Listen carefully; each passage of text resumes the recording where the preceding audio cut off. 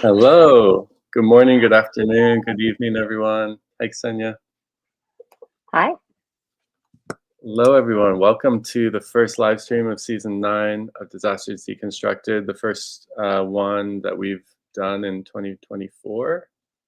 Really good to do it again. It's been too long. I know. It's great. It's good. It's been ages since we've done the live stream, but it's nice to be back. And I hope you all have been enjoying season 9. It's been a very different season, completely different from what we've done before.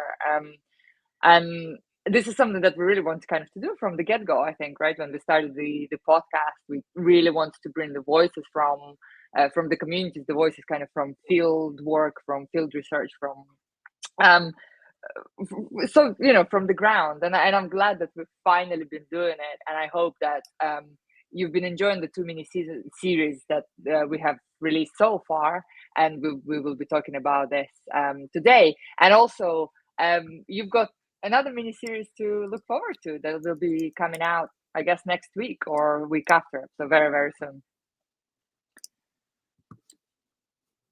Yeah, 1 second. I've been so long, I lost my script. Okay. Oh no. But- There we go. So just to let everyone know what the plan is today, it was so cool to like kind of take a step back this season and not well, first of all, not like have to prepare to host shows and stuff, but also to like pass the mic and let other people take over Disasters Deconstructed. So we have a bunch of guest hosts this season that we're working on these mini series, and we've invited some of them today. We're really excited to have some of these hosts with us to talk about like the different episodes, talk about the different places, and the key discussions that came up. So I'm going to bring everybody on the screen now. Let's go.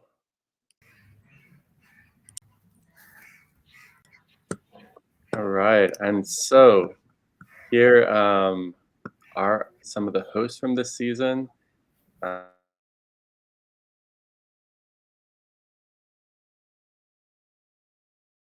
In Fish Lake, UK, in Nepal, and in Florida in the US.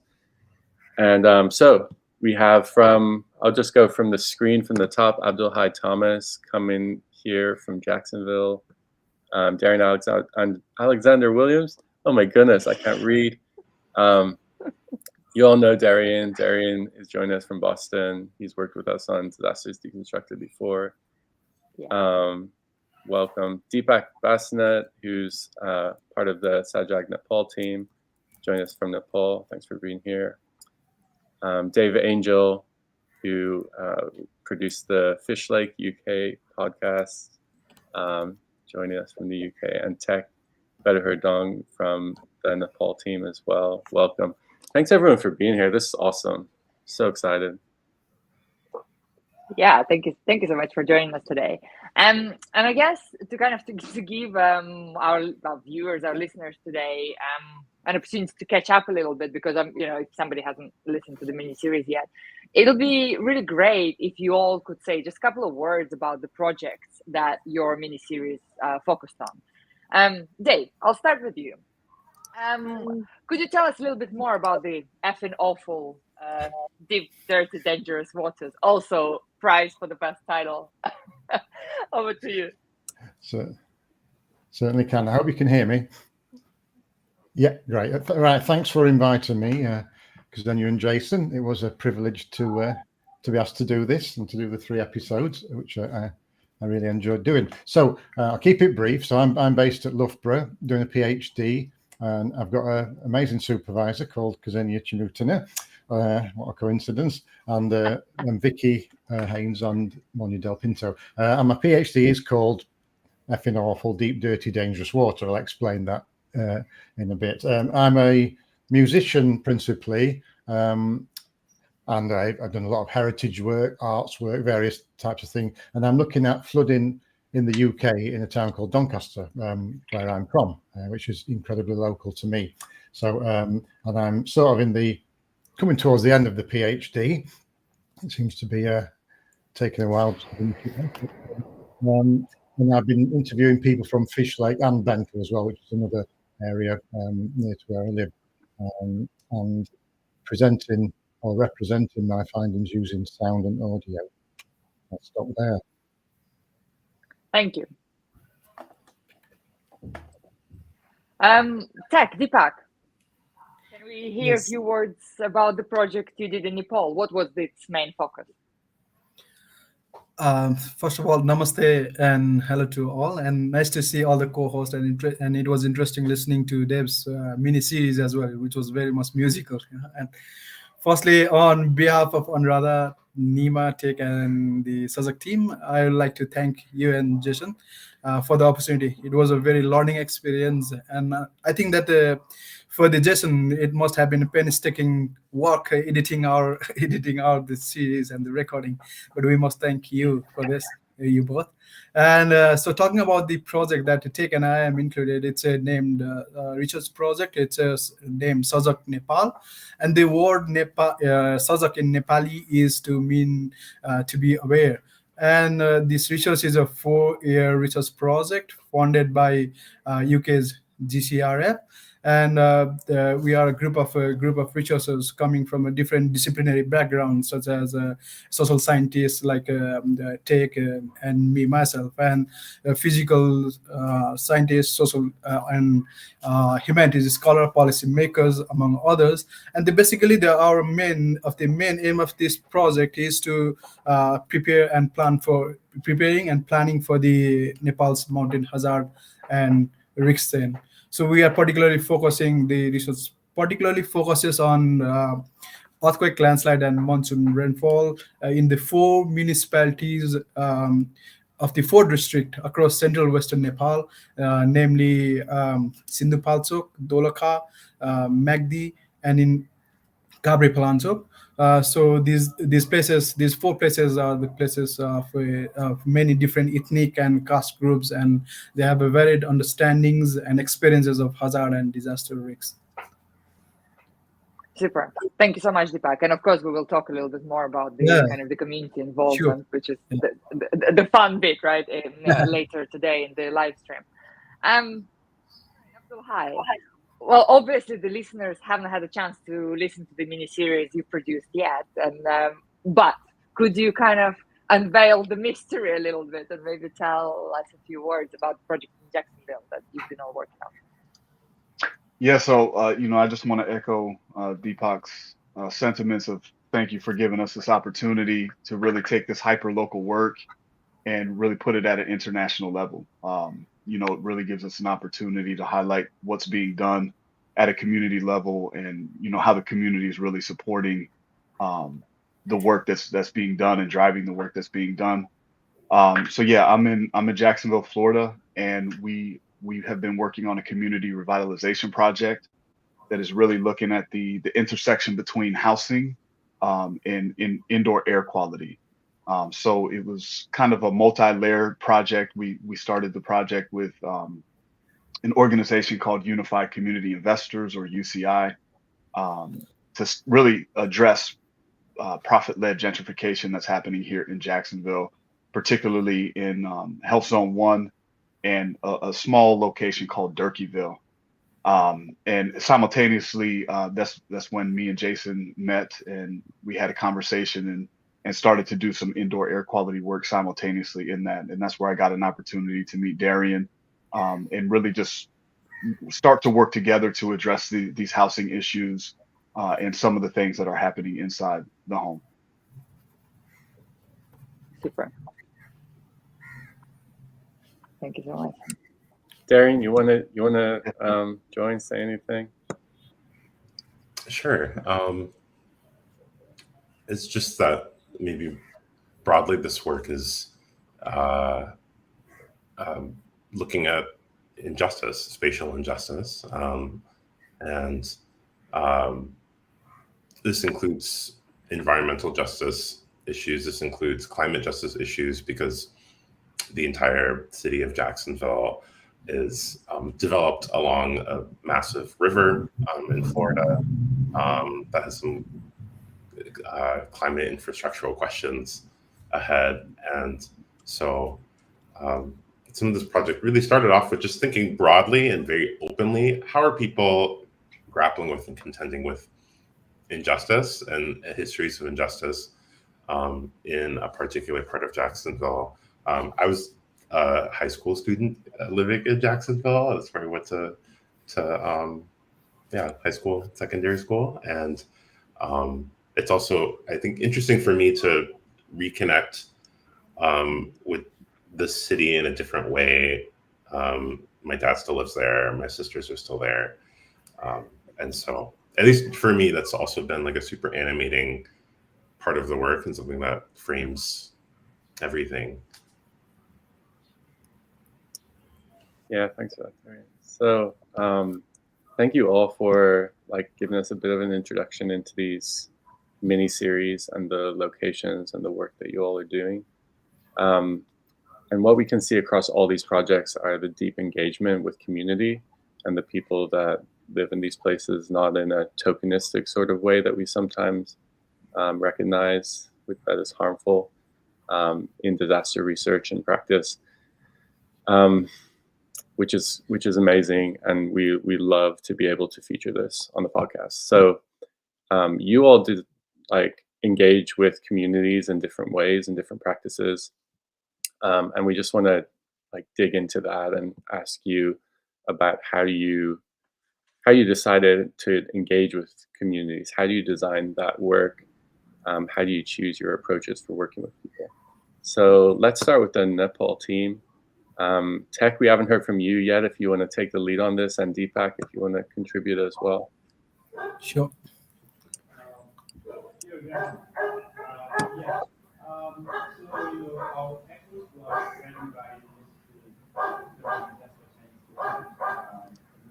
I'm going to stop you there for a sec, Tech, because we can't hear you. Yeah, something happened to Mike, and the background noise is quite. Okay, let's try now. Try again, Tech. Okay, so shall I start now? Yes, go for it. Okay. So our approach was driven by the necessity to conduct disaster science differently, acknowledging diverse worldviews and cultural understanding of hazard, risks, and disasters. Um, our lead scholars have conducted extensive research in the four respective sites for many years, even prior to the subject project. So their deep connections with these places and communities have provided a strong foundation for our project. By adopting an ethnographic approach and making multiple long visits to our study sites, such as Temal, which is also my place, we have been able to foster familiarity with relationship with peoples and places. This has enabled us to examine problems through the perspective of community. So in our ethnographic research, we carried out by me and then the team of the social science Baha, we employed a range of methods suitable to others' situations and the people are working with. So these methods include causal conversations, transit work, participating in the daily activities, photography. We aim not only to understand their perspective, but also address their questions, related to hazard and the land surface to the events such as ask the scientists, where community members they directly engage with the researchers about the project work. Additionally, the community members have also actively, involved in various research projects and activities such as, the monitoring slopes for the lands and lakes. Thanks, Tech. Deepak, you want to add anything at this point?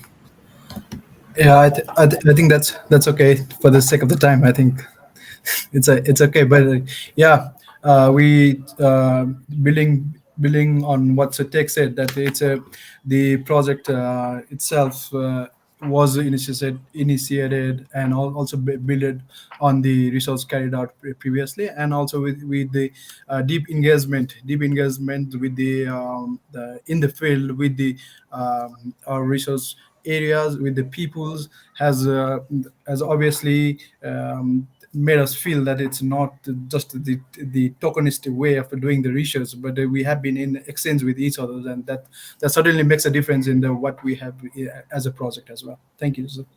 Yeah, I love that. Thank you. So I want to come to the team representing Jacksonville, and maybe start with Darian. I know you are from Jacksonville, not living there right now. Maybe start with you and then come to Abdul Hai. That's cool. Sure. I feel like when it comes to deeply engaging community, even sort of community-minded, say like scholars, disaster researchers, and practitioners, maybe have a knee-jerk reaction to not overemphasize or over-focus on painful histories or histories of violence or histories of dispossession. And there's sort of a paradox like a contradiction for me, who has worked that way in other places before, and then coming into this work, really grappled with the fact that as someone who grew up in Jacksonville, we were actively kept from learning any of this in a structured way in the curriculum, and the knowledge might exist in a very diffuse way with elders, but explicitly, literally kept from engaging history of race, the decisions that led to the current distribution of resources, who benefited from that. And so it's been interesting to, again, like reapproach Jacksonville as a place for me and reapproach this work, truly like learning that in a deep way for the first time. And then, also like not reinventing the wheel to sort of build these connections and engage with people's work. There's so much ongoing work that I think we felt just needed to be supported and connected to and like learned from. I feel like Abdul Hai, like meeting you, it's like, oh, you're doing so much work already in Jacksonville in a place that I felt like I knew very deeply already. And then turns out I really didn't. Like, everyone's experience of this place is very different. And so it's really cool being able to connect with you through this, someone who's already engaged in so many efforts. Thanks, Darian. Abdul Hai, do you want to add to this? Yeah, just really to add to Darian's point, I grew up in the Midwest. I was born and raised in Ohio. I came down to Jacksonville when I was, a child to visit some extended family. And I ended up not actually moving here until 2009. So I've been here. July 1st just marked 15 years of being here. And what Darian said is absolutely true. Like, Jacksonville was almost this kind of enigma. It was just a place that we were just in together, right? With no understanding, no history. It's just like we were just here together. And so one of the things that I noticed in this work we were doing in my role, I was just really started just doing the work just to fill deliverables of a grant, right? That's what I was asked to do. So that's what I started to do. And in the process, we started to intimately get to know Jacksonville, particularly this area, Health Zone 1, which has, just disparity after disparity after disparity regarding housing conditions, indoor air quality, food deserts, the list goes on and on. And we just really started to intimately know this place in the work that we were doing, particularly in Durkeeville. And that was really from a community member who also is a nonprofit leader. Her name is Tamisha Hill. She was the one who helped us frame what we were doing, regarding the housing work and attempting to stop profit-led gentrification.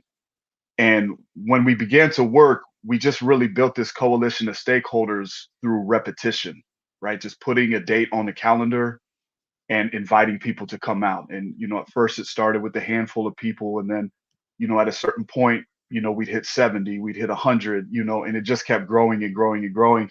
And sooner or later, people came in who just really wanted to be a part of the work. So we really centered youth in our process too. So young people really bear the burden of a lot of these injustices, these spatial injustices that are taking place. So we helped to center them, and they were able to do the research of Durkeeville and Health Zone 1 and really interview living legends in the area. And people have had these huge impacts on housing and different conditions there in Durkeeville. And so a podcast emerged out of it that tracked this history. And I began to listen to it and kind of code it, for the upcoming podcast that we're working with y'all. And it was just amazing how much history we did not know or was not accessible, as Darian mentioned. Thanks, Abdulhai. And I want to come to Dave Angel. What about Fish Lake? Tell us a bit more about your process there. Yeah, it's Fish Lake and Bentley. I'll explain that in a bit. It's two areas of the town where I used to live. What I found it interesting listening to what everybody said, because I can echo so much of that sentiment, particularly what Darian said about going to school there and then coming back to exactly what I did. It's an area that I went to school in, and I knew quite a lot of some of the locals who had been in the same year or years above and below me at school and things like that. And but I had an interesting perspective because I moved. I lived there for decades, and then and during the floods, in fact, literally on the edge of it. And then I moved away, and then started my research a year later. So coming back from a slightly different perspective and looking at it from a different perspective made a real difference. And like has already been said, I found out a lot that I thought I knew, and there was a lot that I didn't know. So it was a really good perspective. So I've talked about this idea of being a local and to what extent you are a local and how you can get into the community. And interestingly, the geographical area that was nearest to where I lived, which is one of the villages, was the one where I had more affinity. And it's only probably 5-7 miles difference, but I had much more affinity with the area that I'd been on the doorstep with. I'd sort of had perspectives over the floods over the years, many different perspectives, which made it really interesting. How the people in the town perceived it, how the people in the village perceived it, how people on the other side of town in the more wealthy areas perceived it, and so on. So that's sort of the background to it. But my way in really was through people that I knew already there, and through charities and local councillors. I think somebody's already mentioned councillors that were a real sort of inroad in, and very keen to help as well. And then didn't have anybody that was not sort of fascinated or interested by it. And two of the charities that I know quite well helped out. One flooded, and one also helped out with sort of in the reparations as well. So that was my way of approaching it. So I tried to come in as a local to the extent that I could, but at the same time, there was still a sort of a difference because people had experienced different things from me, and my main approach was really not to come in as an expert in anything really. I wanted people to feel that they had the knowledge and that they were sharing it with me. And obviously, I did have plenty of background knowledge, but nowhere near as much. So that was my approach really. Hence, I did mainly semi-structured interviews or almost unstructured interviews, so which I'll explain a bit more about in a second. Super, thanks so much. And there are a couple of things that we kind of want to, I guess, dig a little bit deeper on for next few minutes with all of you. So Abdulhai, Darren, I sometimes feel like I'm kind of part of the project because Jason and I talk so much about the spatial justice project in Jacksonville, and it's just it's really fascinating. I kind of really want to know more, and I hope more people will hear more about this. But one of the things that I'm interested in, and Darren, this is something you've alluded to, right at the start, is this kind of idea of spatial justice. To me, it's quite an academic concept, right? It's kind of one of those words that we sort of use freely. But if I go and I don't know, talk to my grandma about it, she probably wouldn't have a clue of what it is I mean. So, what does spatial justice means to you? What does it mean to your project? And kind of how do you engage community in these words to make it meaningful? Yeah. Thank you for putting me on the spot to be very. Anytime, as always. I think maybe to start, it's best to think about spatial injustice or spatial racism, which I think is inclusive of maybe some terms that some folks might be a little bit more familiar with, but it's a little bit tricky definitionally, like environmental justice, which is response to histories of environmental racism. So taking seriously a history of dispossession, of exploitation, of violence, and intervening to do something to address that, to right those wrongs. Spatial injustice maybe includes environmental justice, but also other things like access to infrastructure and access to other systems that make a place and make a space. It is somewhat academic, yeah, but I think when say you like gather folks around a map, or you get people talking about how they move through their community, particularly what inconveniences them versus what conveniences them, then it becomes very, very real. And where I think a lot of this type of work that all of us are doing here, like grounded in a local place, is so important. Abdulhai, you might have something much better to say than what I just shared. But, yeah.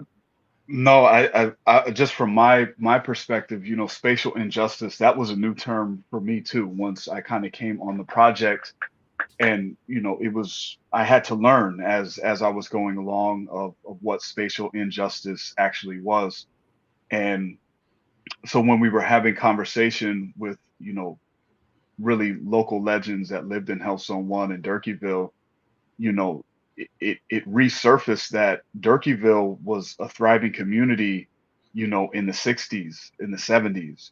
There were banks there were schools, there were hospitals, right? There were grocery stores, and everybody who grew up in Durkeeville mentioned repeatedly it was safe, there was community.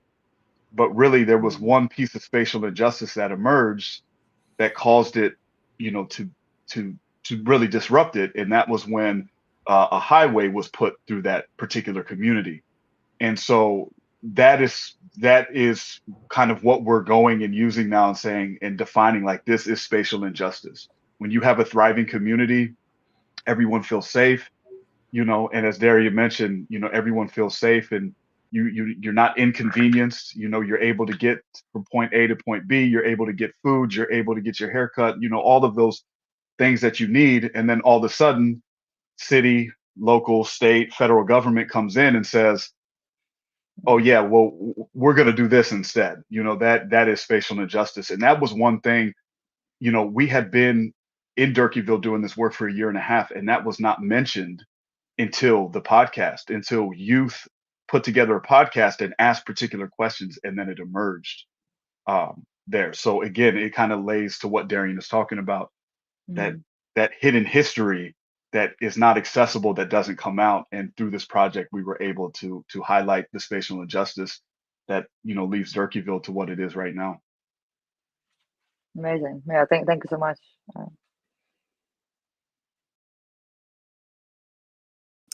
Missed my cue. I'm really rusty. We're completely out of practice, aren't we? We're like rusty, rusty old podcasters. So, I want to move to the Nepal team because we love listening to your episodes. I got to listen,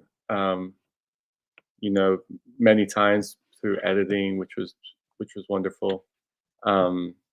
So your project, Sajag Nepal, brings together local knowledges and that was like a big focus. And I love the way you bring in local language into the podcast. Really beautiful, and also the way you work through interdisciplinary science. And so it's like Ksenia and I have talked on the podcast many times about the Disaster Studies Manifesto, and I think that your project, you've really exemplified like the spirit of the manifesto in real life, which is pretty cool. So just want to ask you both, how do you make sure that your work is grounded in like that long-term community-based work that you're doing in Nepal? What kind of approaches do you use?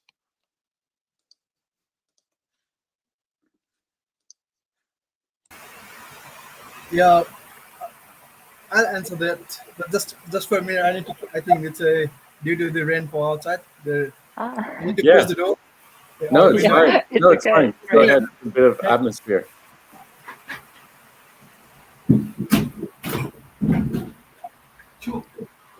Wow, that's quite a rain, right? Yeah. It's just I can kind of feel it almost. It's amazing. The sound is great. That was I another can cool sound. thing about the Nepal series, was kind of some of the interviews with that you could really hear the the background environment Kind of and ambient sounds. yeah. Go ahead, Deepak. Yeah, that's a great question, Jason. And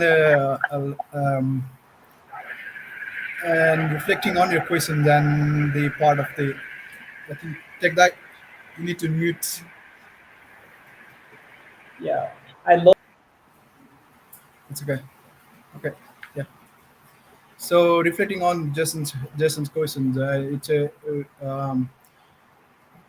the local knowledges and how relating how we understand, or like how we build on build on the relationship with the people to dig more into the local knowledges is one is that as in like in the like take me and Nima, who are mostly doing an ethnographic work.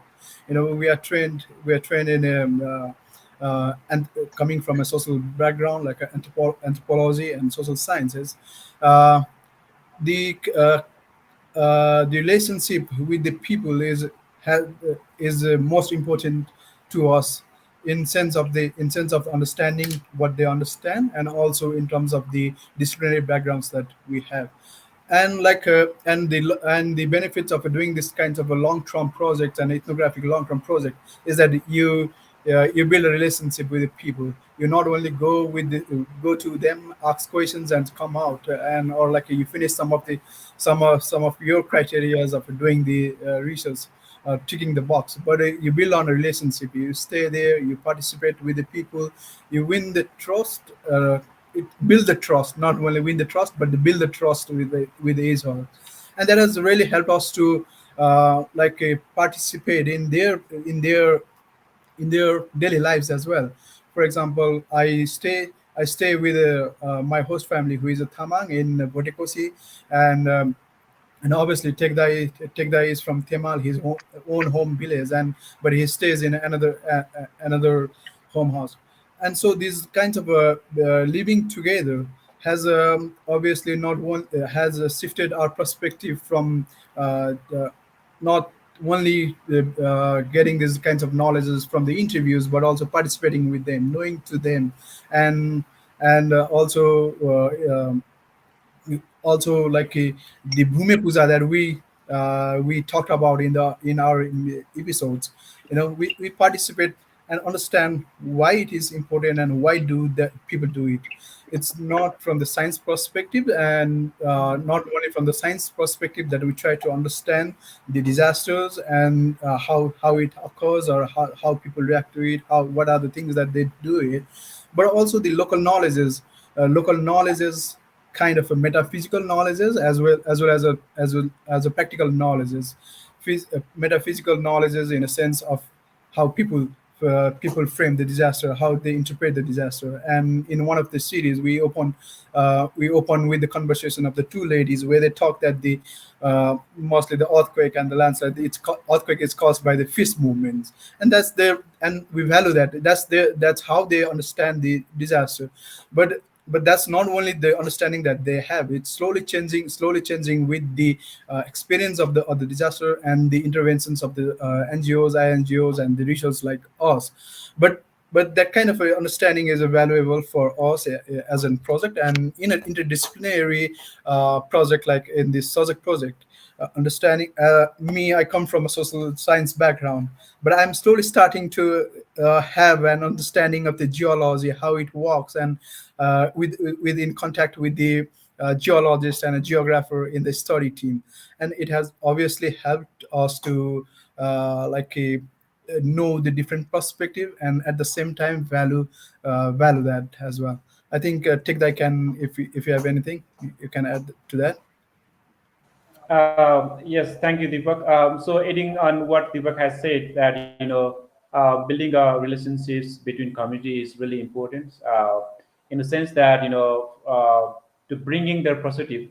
So, for example, I'm from Temal, but I study on the different part of Temal village. So I'm both insider and outsider. So when building with a relationship between researchers and then community, it makes a kind of trust to bring to bring the different understanding of interpretations through the image and ethic perspective, so that when we go to the fields, maybe if there's no good relationships, perhaps we are pretty far behind the what is the really meaning of the research. So sometimes if we ask of disasters, maybe we'll get the sense of the disaster, but we'll not get real meaning of the disaster. So when we close and tie with the community, and then of course we'll get the deeper meaning of the the disasters. Then what we have been understanding that when we heard the disasters, so frequently in our minds come from the Westerns and Eurocentric perspective that focus on the natural hazards, and then that impact on livelihood, their economic loss, or coping strategies and their resilience or something like that. But when it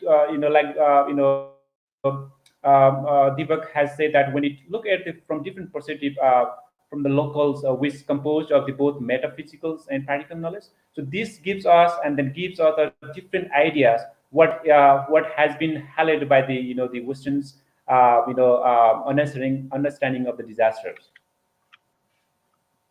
It's really kind of fascinating how in all projects the projects are so different, because the kind of the territory, right, from which the project comes is so different, and yet the underlying messages are the same. We all hear about the insider outsider, the power relationship, and kind of another thing that really strikes me is this the power of voice, right, kind of the power of being heard and the power of being listened to.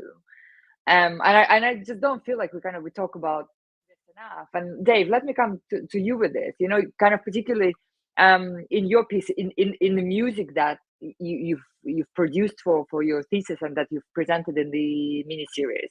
You kind of, that music really brings forward the emotion that I don't think would be possible to portray in a quote, right, in the text, even if it was kind of an audio recording of the quote. There's kind of something happens there, right, that the emotion really comes forward. So why giving the voice is so important to you, and how do you feel the music sort of helped with that? Thanks, Ksenia. That's a good question. Yeah. Obviously, I come from sort of an oral history background where the interviews were generally just recorded and archived and so on, and not really altered in any way. And I wanted to do more with it than that. And obviously, being a musician, I wanted to add some creative part of myself in various ways. And I think it works. I think it works a bit like film music, or probably a lot like film music, in the way that I've tried to use the music to underscore, for want of a better word, what's being said, to enhance it. But there is a danger there of being too self-indulgent and trying to put too much of yourself in. Hence, I've tried to take it back to the people that I've worked with and get them to comment on it. That's been a big part of the work. And the general response has been that the music has enhanced the words. And what I've done is I've tried to develop something that's not esoteric, that's got sort of a wide appeal, which I think music generally gives, and something that's listened to or watched maybe a bit more easily accessible. And I've also tried to focus on very small excerpts or very small audio clips as well, rather than swathes of text. And that's my choice as a researcher or a composer to what I actually choose to work with. And again, I've tried to get feedback from people as to whether I've chosen the right bits. Does it convey the right sentiment? Have I twisted it round in some way? And of course, you're opening yourself up, really, that they might say they really don't like it or it doesn't have the effect. But I mean, the feedback has been positive, so I'm pleased with that. And in terms of the music, I mean, there's been quite a lot of art music that's used voice and various ancient texts and so on, but there's quite a big body of that, but not so much in this field. But I've tried to use basically melodic material because my aim was to develop something that people actually might want to listen to or might find reasonably pleasant to listen to or interesting to listen to or engaging. So I've tried to go down a melodic sort of easily accessible path or a listenable path, really, but trying to keep the voice to the main, really, obviously, because that's the main message. I've just got a couple of examples here that I wrote down earlier. The more I listened, the more I analysed the material and the interviews. I think you said, Ksenia, very early on that it could be a lot of material, it could be a small amount of material. It's what you do with it, kind of thing. It was absolutely true. And the title, which I'll use as the first example, was the shortest interview I ever did, because it was the lady I bumped into on the street, and she said that it was effing awful. And then that bit after the colon was some graffiti at the side of the river. Somebody leant over the river that had flooded and sprayed deep, dirty, dangerous water on it. So I really like the idea of something so small, but yeah, it's so open to interpretation. And really, I wanted the music to enhance that and to focus the listener on it.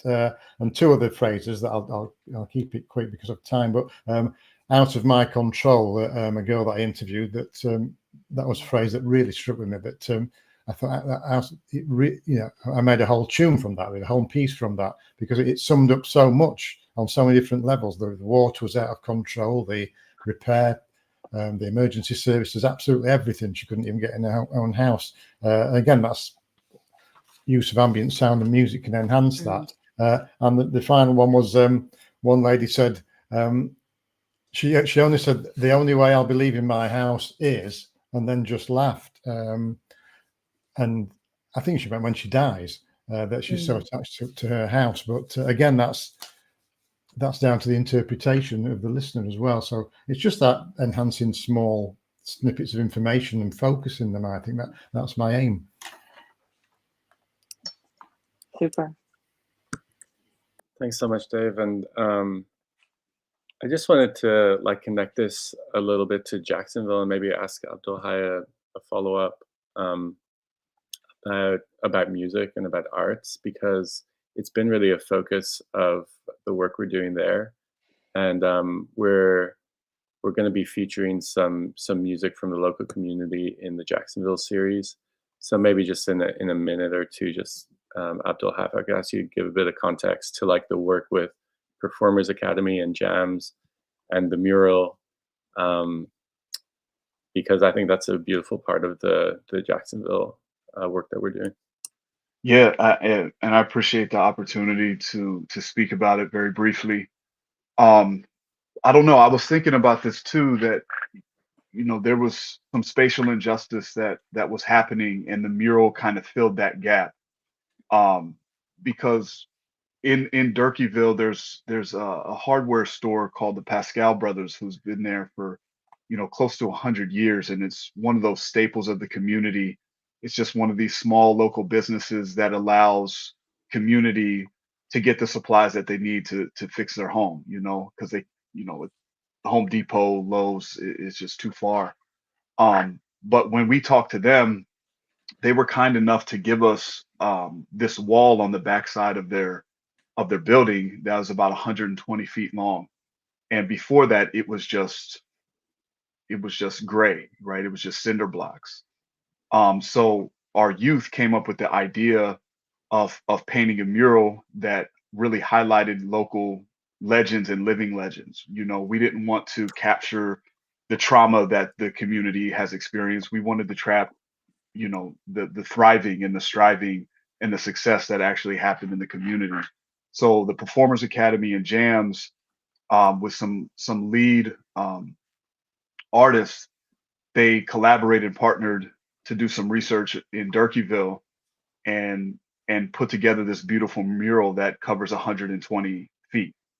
A place that was gray before is now just beautiful with all these colors of, bright blue and pink and purple. And it really tells the story of, of the success and the beauty of Durkeeville. And, some of the houses that are on the mural and the church that's on the mural and the people that are actually in the community, right? You could just look across the street and see those buildings. And additionally, they also hosted a mural unveiling, a mural unveiling for us, and had their youth, do poetry, write songs, and then also put together a fashion show based off of the old Negro Leagues, because the Negro League was a huge part of Jacksonville, in the 1920s, 30s, 40s. Again, history that we weren't aware of.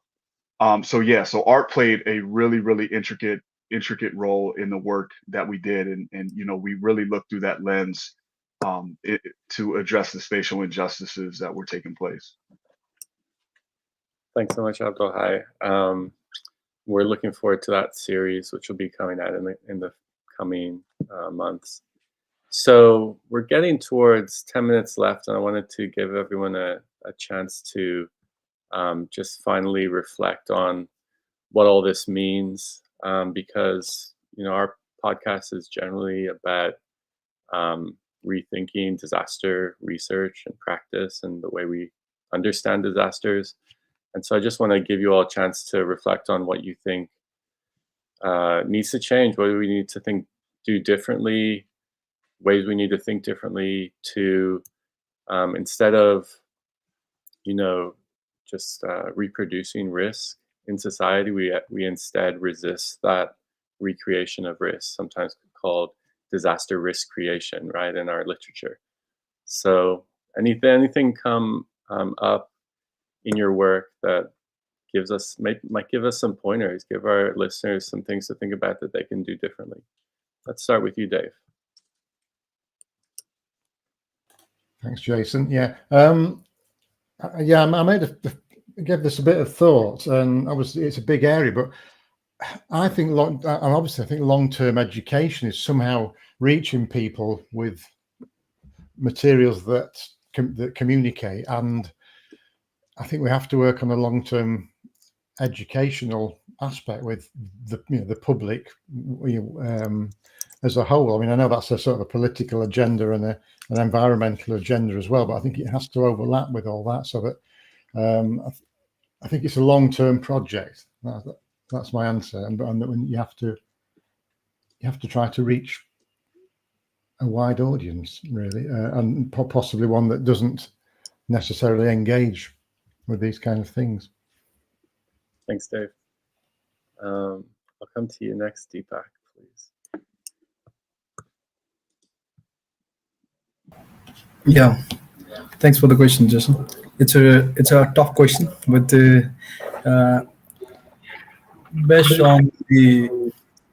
on our experience and my experience, particularly working in the research sites, particularly in Boticosi, I feel that the people who hold the knowledge of their place and the locality should be recognized, used, and because people, the Boticosi area, which is very susceptible to different multi hazards, but people are living, making their life there, and when what I see is that they have been adapting, living there, and on the basis of their one local knowledges that's informed by their being at the place, and also through the generations, and in the context of, particularly in the context of Nepal, where the resources for the early warning, and the interventions and the resources needed for the mitigative or the preventing the disasters um, is not enough, not sufficient, and also like can't be done for every part of the country, where the every slope is very different from one slope to the another, or the one place is different from another. So I think that highlighting these aspects of the local knowledges, because I see we find that the people in different areas have a different knowledges regarding the sensory knowledge. For example, the sensory knowledges, they know when the flood is coming, when to shift from one place to another, what's the level of the river that tells that it's a risky, and then they have to shift to the other places. What are the signs that are the auditory signs that they can hear, that tells that the landslide is going to happen, or the visuals things. This kinds of knowledge is, it's like it's a not fully incorporated, and neither in the context of the Nepal, neither in the academia or research, or neither in the practices. And so it's mostly focused on this science, and but hearing to the people and living with them, and I feel that these places and the people are rich with the knowledge, so we try to do that, and we try to bring that in our project, as well as an interdisciplinary, intercultural kind of understanding. But I think like not only respecting, but also like giving the equal values to these kinds of knowledge is equally important in resisting the disaster, and from hazard to becoming a disaster. Thanks, Deepak.